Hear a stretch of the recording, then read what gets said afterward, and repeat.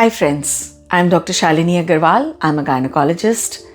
आज बात करते हैं औरतों में होने वाली एक बहुत ही सेंसिटिव प्रॉब्लम के बारे में, मिसकैरेज यानी गर्भपात। कई औरतों को प्रेगनेंसी में इसका सामना करना पड़ता है। ज़्यादातर औरतें जिनको ये प्रॉब्लम होती है वो एक गिल्ट माइंडसेट में आ जाती हैं।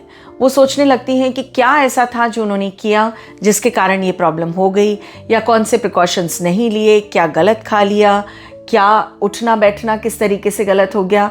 अक्सर वो इसी तरह की बातें सोचती रहती हैं।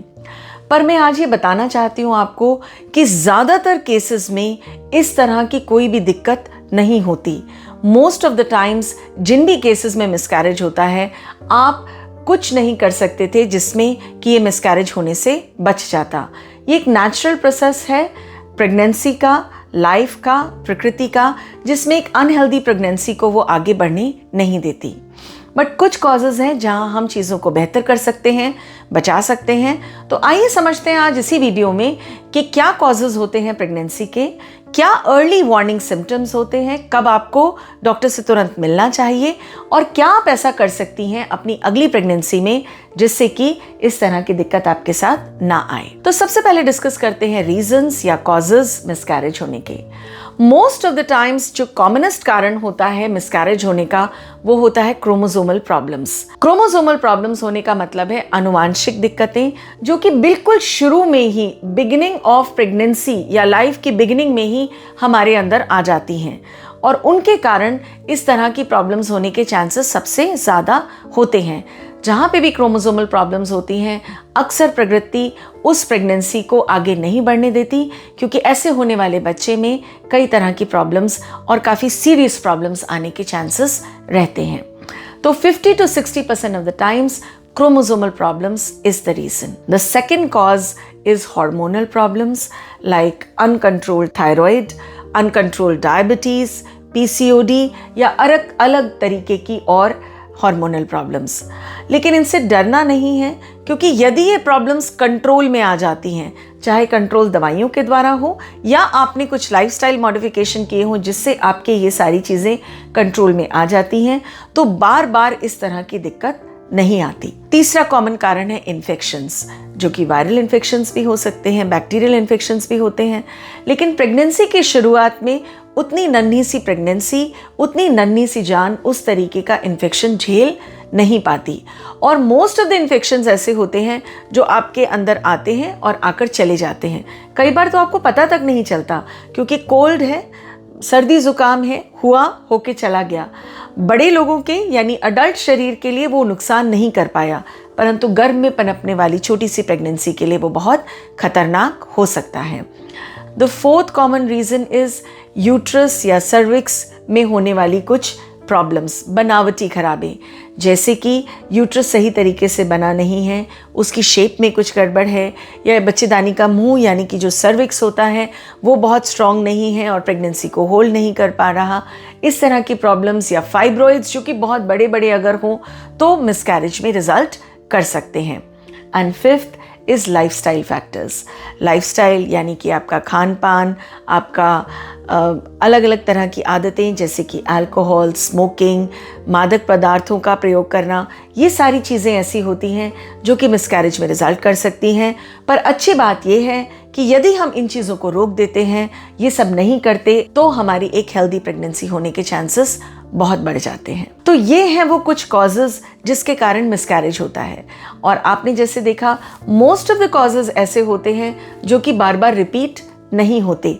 इवन क्रोमोसोमल प्रॉब्लम्स एक बार आई हैं तो डेफिनेटली ज़रूरी नहीं है कि वो अगली प्रेगनेंसी में फिर से आएंगी, परंतु कई कारण ऐसे होते हैं, कई सिचुएशंस ऐसी होती हैं जहां मेडिसिन्स के द्वारा मिसकैरेज के प्रोसेस को रोका जा सकता है और हम उस प्रेगनेंसी को सेफली आगे कंटिन्यू कर सकते हैं।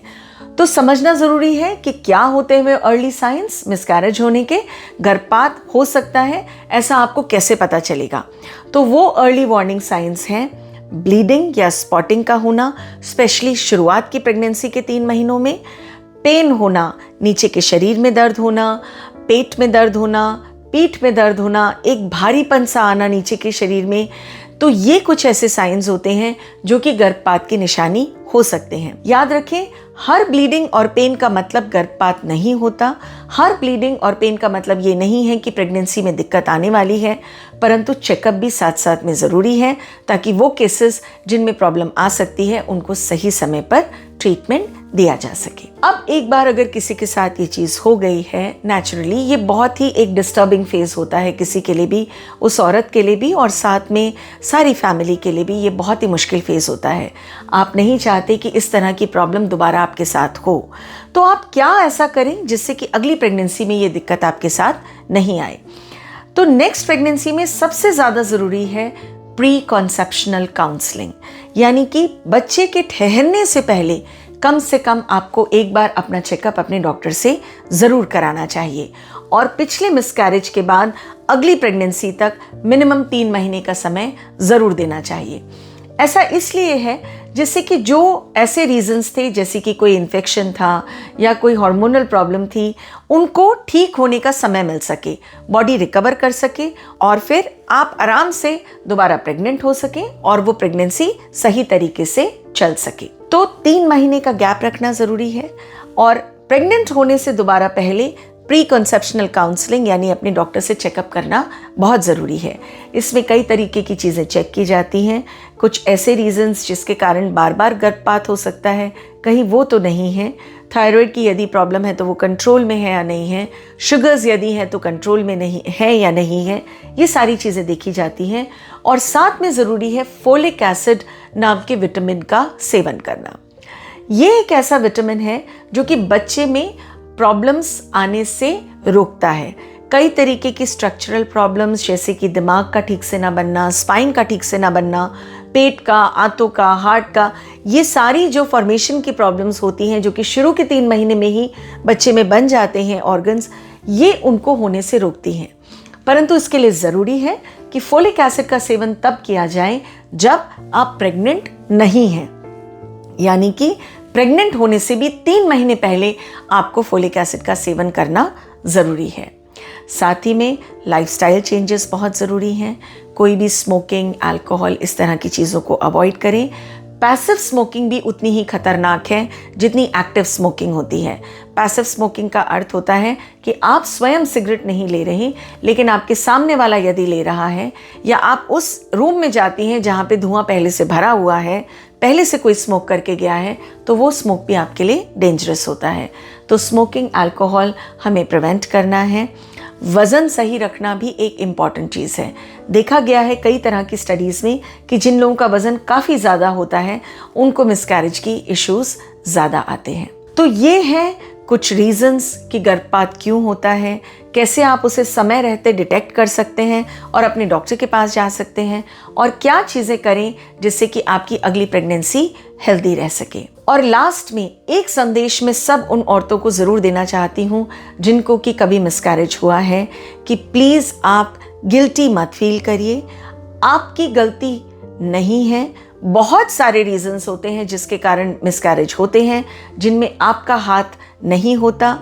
85 to 90% केसेस ऐसे होते हैं जिनमें एक बार मिसकैरेज होने के बाद दोबारा आपको एक अच्छी हेल्दी प्रेगनेंसी हो सकती है।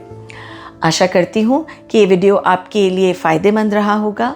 आपको इससे अगर कोई भी फ़ायदा हुआ है तो आप उनसे शेयर करें जिनको इसकी ज़रूरत हो सकती है।